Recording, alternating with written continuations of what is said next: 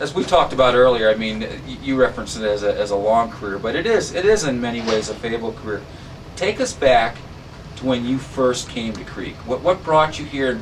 Do you remember? Can you reflect back on that first year? Do you remember walking into this dugout? Absolutely. Talk to us about I that. came home. I was the baseball coach in the Army at Fort Hood, Texas, for the Army, and I'd just gotten out of the Army. I was in during the Vietnam era between '69 and '71, and I got out in 1971 and returned. I had been a teacher in the Cherry Creek School District, and I came in as the assistant coach in what would have been the 1971-1972 school year, an assistant to a man named Ken Ratcliffe.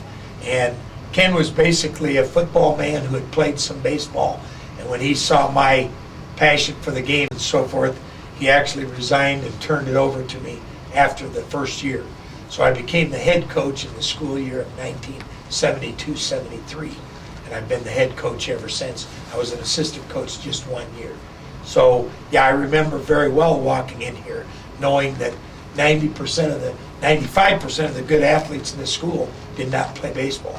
They were all football players, had no real interest in baseball at the time, and my goal was to try to revive the program and bring kids, athletes and so forth. To do that, I had to start at the lowest level.